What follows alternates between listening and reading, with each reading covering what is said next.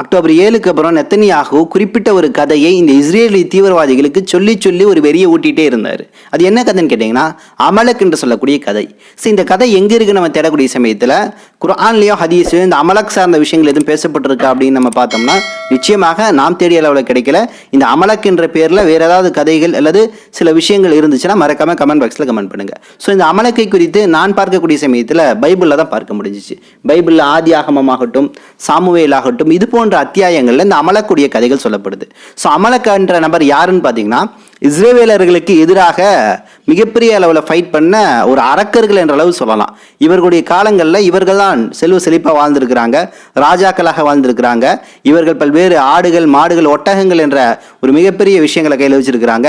எந்த விதத்திலும் யாரையும் மதிக்க மாட்டாங்களாமா. அவர்கள் தான் மிகப்பெரிய சிறந்த மக்களாக சிறந்த மனிதர்களாக ஒரு சுப்ரீம் லெவலில் வச்சு அவங்கள பேசிகிட்டே இருப்பாங்களாமா. மித்த சமூகங்களை அடக்கி ஒடுக்கி வாழ்வது தான் இவங்களுடைய வேலையாமா. குறிப்பாக இவங்களோட விவசாயம் இருந்தாலும் கொள்ளையடிக்கிறது தான் இவங்களுடைய பிரதான பணியாக இருந்திருக்காமா.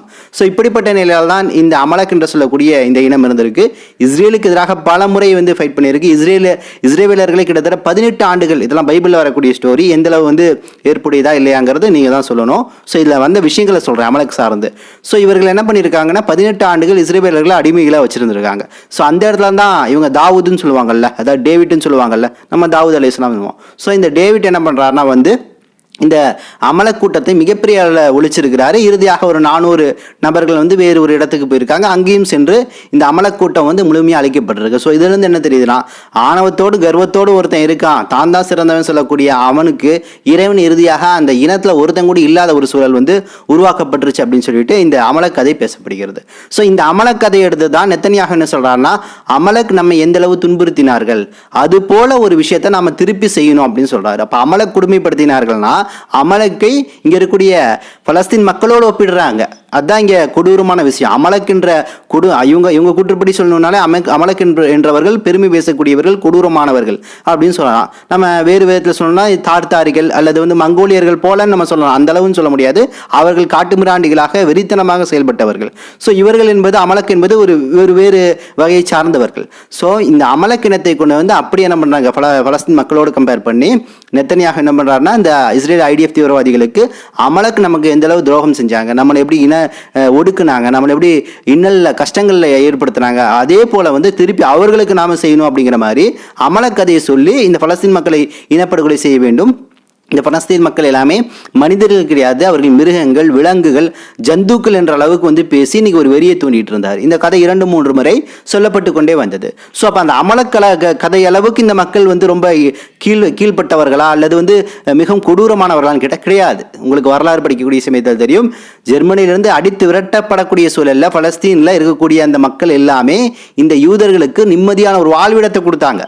உலகத்தில் நாடோடியாக திறந்த யூத இனத்திற்கு ஒரு நிம்மதியான காலம்னு ஒன்று இருந்துச்சுன்னா அது இஸ்லாமிய காலம், குறிப்பாக பலஸ்தீனில் வாழ்ந்த காலம் சொல்லிட்டு இன்னைக்கு தோராவை பின்பற்றக்கூடிய உண்மையான ஜுடாயிசத்தை பின்பற்றக்கூடிய யூதர்கள் எல்லாமே சொல்றாங்க. உலகில் பறந்து விருந்து வாழக்கூடிய யூதர்கள் ரொம்ப சொற்பனவர்கள் தான், இல்லைன்னு சொல்லல. ஆனால் அந்த யூதர்களில் இந்த ஜியோனிச தீவிரவாத சிந்த யூதர்கள் என்பவர்கள் தனித்துவம் கொண்டவர்கள். தனித்துவம் என்பது மிருகத்தன்மை மற்றும் இனவெறி பிடித்தவர்கள். இங்கே இருக்கக்கூடிய இந்துத்துவ சிந்தனை கொண்டவர்களை போலத்தான். ஒன்றும் இல்லை, இதை இன்னைக்கு ஒரு நியூஸ் படிக்க நேர்ந்தது. கங்கனா ரனாவத் திமிரோடு சொல்றா, 1947 இந்தியா பாகிஸ்தான் பிரிக்கப்பட்டுச்சுல, அப்ப பாகிஸ்தான் இஸ்லாமிய நாடா இஸ்லாமிய குடியரசு அங்கீகரிக்கப்பட்டுச்சுல, அதே போலவே இந்தியாவை இந்துத்துவ அறிவிச்சுட்டு போங்க, இது இந்து நாடு அப்படின்னு அறிவிச்சுட்டு போங்கன்னு வெக்கமே இல்லாம கூச்சமே இல்லாம பேசிட்டு இருக்கிறான்.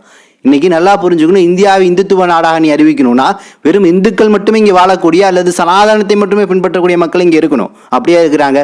கிறிஸ்தவர்கள் இருக்காங்க, முஸ்லீம்கள் இருக்காங்க, சீக்கியர்கள் இருக்காங்க, பௌத்தர்கள் இருக்காங்க, பார்சியர்கள் இருக்கிறாங்க. இவ்வளவு இன மக்கள், இவ்வளவு மொழி, இவ்வளவு கலாச்சாரம் இருக்கக்கூடிய இந்த நாட்டில் ஒற்றை மொழியும் ஒற்றை தீய சித்தாந்தத்தை நினைக்கணும்னு சொல்லக்கூடிய கங்கனா போன்றவர்கள் எல்லாமே தீவிரவாத சிந்தனை கொண்டவர்கள். எப்படிப்பட்டவர்கள்னா கிட்டத்தட்ட மோடி கடவுளாக பார்க்கிறார்கள். பார்த்துட்டு போய் தப்பே கிடையாது, இருப்போம். ஆனால் இங்கே இருக்கக்கூடிய இந்தியாவை வேற்றுமையில் ஒற்றுமையாக நேசிக்கக்கூடிய மக்கள் மேலே உன் கருத்தை கொண்டு திணிக்கக்கூடாது. ஸோ இது போன்ற சிந்தனை கொண்டவர்கள் தான் இஸ்ரேலில் இருக்கக்கூடிய இந்த யூத ஜியோனிச சிந்தனை கொண்டவர்களாகவும் காணப்படுகிறார்கள். அடுத்து UFC என்று சொல்லக்கூடிய குத்துச்சண்டை விளையாட்டை கேள்விப்பட்டிருப்பீங்க. இல்லை ஹபீப் என்று சொல்லக்கூடியவர் மிக பிரபலமானவர், இஸ்லாத்தை எந்த நிலையும் பின்பற்றக்கூடியவர் அப்படிங்கிற விஷயங்கள்லாம் தெரியும். ஸோ இதே UFC-யில் இருக்கக்கூடிய மிச்சுவல் என்று சொல்லக்கூடிய நபர், இவன் என்ன சொல்றான்னா, இவன் யூத சங்கி. இவன் சொல்றான், நிச்சயமாக யூத இனம் நல்ல வழியாக வாழணும், அவர்கள் அமைதியாக வாழணும். அப்படின்னா பலஸ்தீன் மக்களை இனப்படுகொலை செய்யணும், குழந்தைகளை கொல்லணும் அப்படிங்கிற ஒரு கருத்தை நோக்கி இவன் இன்னைக்கு பேட்டி கொடுத்துருக்கான். இதே யூஎஃப்சியில் இருக்கக்கூடிய ஹம்சத் என்று சொல்லக்கூடிய நபர், கம்சாத் என்று சொல்லக்கூடிய நபர் என்ன சொல்கிறாருன்னு கேட்டிங்கன்னா, எனக்கு தயவு செஞ்சு என்னை பலஸ்தீனுக்கு தாட்டி விடுங்க, என் கையில் ஒரு கன் துப்பாக்கியை கொடுங்க, நான் என்னோட முஸ்லீம் மக்களுக்காக சகோதரர்களுக்காக நான் போய் போராடுறேன், நான் எப்படி முஸ்லீம் மக்களை குறித்த கவலை கொள்கின்றேனோ அதே போல நான் எனது உயிரை விடுவதிலும் நான் பெரிய அளவில் கவலை கொள்ள மாட்டேன், எனது மக்களுக்காக நான் எவ்வளோ பெரிய தியாகம் வேணாலும் செய்ய தயாராக இருக்கேன்னு சொல்லிட்டு இன்னைக்கு யூஎஃப்சி என்று சொல்லக்கூடிய அந்த குத்துச்சண்டை விளையாட்டுடைய வீரர், முஸ்லீம் வீரர் பேசுகிறாரு. இதுதான் சங்கிகளுக்கும் முஸ்லீம்களுக்கும் மத்தியில் இருக்கக்கூடிய வேறுபாடு அப்படிங்கிற விஷயத்தை நம்மளால இங்கே பார்க்க முடியுது. அடுத்து ஆப்கானிஸ்தானில் நேற்றைய தினம் கிடைத்த செய்தி, அங்கு வரலாறு காணாத அளவில் மிகப்பெரிய வெள்ளம் ஏற்பட்டதில் கிட்டத்தட்ட 315 நபர்கள் இதுவரையும் இறந்திருக்காங்க. அதிகமான முறையில் குழந்தைகள் இறந்திருக்கிறாங்க. வெள்ளத்தில் சிக்கிய குழந்தைகளை எல்லாமே மீட்கக்கூடிய பணிகள் அங்கே நடந்துட்டு இருக்கு. ஆயிரக்கணக்கான மக்கள் காயமுற்றிருக்கிறாங்க. அப்போ நிச்சயமாக ஆப்கானிஸ்தானில் ஏற்பட்ட இந்த வெள்ளத்திற்கு நிச்சயமாக இன்ஷா அல்லாஹ் நாம் அதிகமாக துவா செய்ய வேண்டும். அங்கு ஒரு இயல்பான நிலை வர வேண்டும். மக்கள் எல்லாமே ஒரு மீட்கப்பட்டு அவர்களுக்கான உதவிகள் என்பது முழுமையாக கொடுக்கப்படணும் அப்படிங்கிற ஒரு துவாவை செய்வோம். ஸோ உதவின்னு சொன்ன பின்னாடி மற்றொரு செய்தி எனக்கு நினைவுக்கு வருது. எகிப்தில் அக்டோபருக்கு அப்புறம், அதாவது நவம்பர் டிசம்பர் அந்த காலகட்டங்களில் ஒரு செய்தி நடந்திருக்கு. அது ஒரு வீடியோ காட்சியாக இன்னைக்கு பரவிட்டு இருக்கு. என்னன்னா, எகிப்துடைய அந்த எல்லை இருக்குல்ல, இன்னைக்கு 3 லேயர் போட்டாங்க, 3 தடுப்பு போட்டிருக்காங்க அந்த ரஃபாவுக்குள்ளேருந்து தப்பிச்சு எகிப்துக்குள்ளே வரக்கூடாதுன்னு சொல்லிட்டு. ஸோ அப்போ ஒரு வாள் இருக்கக்கூடிய சமயத்தில் அந்த வாளுடைய மூலையில் ஒரு ஓரத்தில் எகிப்தில் இருக்கக்கூடிய சில மக்கள்லாம் உள்ளே போய் அந்த இடத்துல உணவு தண்ணி இல்லாத இந்த காசா மக்களுக்கு என்ன பண்ணியிருக்காங்க, அங்கே அந்த வாழை தோண்டி ஓட்டை போட்டு அதன் வழியாக என்ன பண்ணுறாங்க, உணவு கொடுக்குறாங்க. அங்கே கை மட்டும் வருது. இவங்க கொடுக்கக்கூடிய உணவு பொட்டலங்கள், மருந்துகள், பிஸ்கெட்டுகள், ரொட்டி துண்டுகள் எல்லாமே அந்த மக்கள் எல்லாமே வாங்கி உள்ள எடுத்துக்கிறாங்க. அப்போ யோசிச்சு பாருங்க, எகிப்தில் இருக்கக்கூடிய மக்களுக்கு பலஸ்தீன் மக்கள் மேலே எவ்வளவு நேசம் இதில் இருக்குது அப்படிங்கிற விஷயத்தை இங்கே நம்ம பார்க்கணும். குறிப்பாக வரலாறு ரீதியாக பார்த்தீங்கன்னா, நீங்கள் நகபா என்று சொல்லக்கூடிய நடவடிக்கை 1947 இஸ்ரேல் நாடு உருவாகுது. 50களில் நகபா நடவடிக்கை நடைபெறுது. அப்போ இஸ்ரேல் நடத்தின தாக்குதலில் பல்வேறு காசா மக்கள், பலஸ்தீன மக்கள் எல்லாமே எகிப்து வழியாக சினாய் குன்றுகள் மற்றும் ஜோர்டான் வழியாக பல்வேறு இடங்கள், சினாய் குன்றுகள் மற்றும் கோலன் ஹைலைட்ஸ் போன்ற இடங்களில் போய் தஞ்சம் புகுறாங்க. அப்படி சில நபர்கள், பலஸ்தீன் வெளியேறிய நபர்கள் தான் இன்னைக்கு எகிப்தில் இருக்கக்கூடிய மக்கள். அதே மாதிரி ஜோர்டானில் இருக்கக்கூடிய மக்கள், இது போன்ற நபர்கள். ஸோ இந்த மக்கள் பூர்வகுடிகளாக இருந்தவர்களே பலஸ்தீன் மக்களாக இருந்திருக்காங்க. ஸோ இவர்களுடைய 3, 4ஆம் தலைமுறையை சார்ந்தவர்கள் எல்லாமே பலஸ்தீனுடைய விஷயத்தில் அந்த ரத்தத்தில் ஊர்னது. ஸோ அதனால தன்னுடைய மூதாதையர்கள் எங்கிருந்து வந்தார்களோ, அவர்கள் எங்கிருந்து விரட்டப்பட்டு தஞ்சம் புகுந்து எகிப்துக்குள்ளேயும் ஜோர்டானுக்குள்ளேயும் வந்தாங்களோ, அங்கே இருக்கக்கூடிய மக்கள் பலஸ்தீன் மக்களோட உறவு கொள்வதில் ஆச்சரியம் கிடையாது. அந்த அளவு அவளுடைய அன்பும் பாசமும் அக்கறையும் ஊறி இருக்கும்.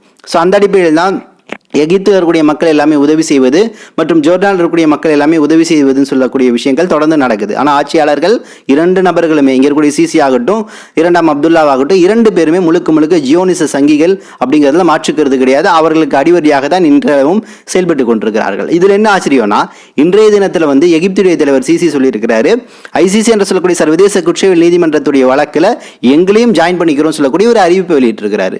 ஸோ இது சிசி வெளியிட்டாரா இல்லை அங்கே இருக்கக்கூடிய வழக்கறிஞர்கள் சொந்தமாக முடிவெடுத்து இந்த கருத்தை தெரிவிச்சிருக்கிறாங்களா அப்படிங்கிற விஷயங்கள் இன்னைக்கு அதிகாரப்பூர்வமாக தெரியல. ஸோ இப்படிப்பட்ட சூழல் போயிட்டு இருக்கு. இன்னும் சில தகவலை திரட்டிக்கொண்டு இன்ஷா அல்லாஹ் விரைவில் உங்களை சந்திக்கின்றேன். நன்றி. அஸ்ஸலாமு அலைக்கும் வரஹ்மத்துல்லாஹி வபரகாத்துஹு.